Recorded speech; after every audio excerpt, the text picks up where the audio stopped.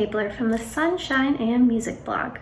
Today I'm here to tell you about some different ways that I use assessment in elementary music. Now, a lot of times when we think of assessment, we tend to think of a paper and pencil test or quiz, and while those are viable options, I'm here to share with you some other ways you might not have thought of for using assessment in your music class. Let's check it out. When we think of assessment, there's usually two main forms we think of: formative and summative. A formative assessment is going to be, well, the knowledge is still forming.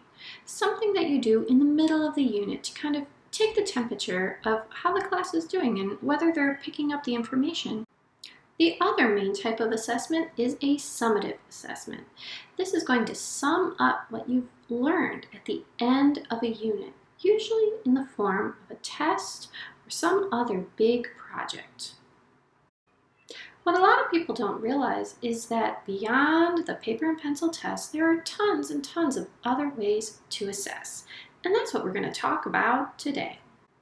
Now, let's not forget that paper and pencil tests are really good, especially for a summative assessment, to see where students are and quickly get a good amount of information. So they are still a tool to have in your toolbox. But let's talk about some of the other things we can use. Let's start with performance-based assessments because these are ones that I use all the time in my class. So this can be formative or summative. You can use these in many ways to check on students' ability to echo rhythms, improvise, use a singing voice, and more.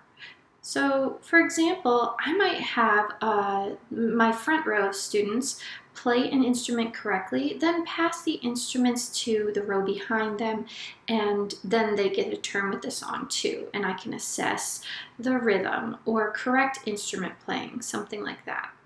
What I think I love most about performance-based assessments is that it allows me to assess without interrupting the flow of the class. We can still be music making and having fun. It's kind of hidden. Another form of assessment is the exit slip. This is a super quick, usually 1 to 2 question, small piece of paper, or even you could do it with a thumbs up, thumbs down.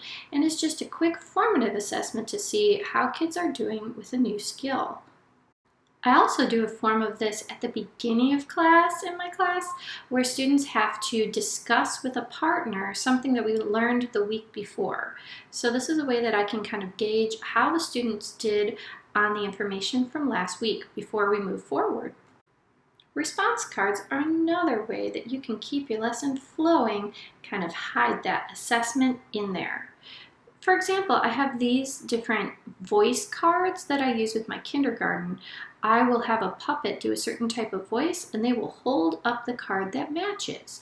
And they're color coded so I can quickly at a glance see who's got the right idea and who does not. There's lots of other manipulatives that you can use, a manipulative being just anything that they kind of use with their hands to create or show their knowledge. So here I have a picture of instrument sorting cards that I use with my 4th graders for sorting the different instrument families.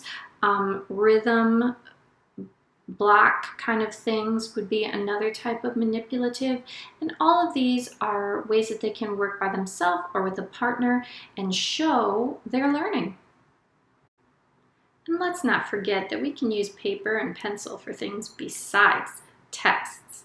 For example, worksheets. Here I have a fun worksheet where they listen and color the animals based on what they hear in the song. I also love to use songwriting worksheets, both short and long songwriting projects to do with my students as well. And I'm sure there's a million other fun worksheets that you can think of as well. Now, I'm sure I must have left a couple things off the list there, but hopefully this gives you a couple new ideas that you can try in your classroom. I hope that you will, and if you do, go ahead and leave a comment and share. I'd love to hear how you use them in your classroom. Until next time. And don't forget to visit my blog for lots more ideas on things to do in your music class.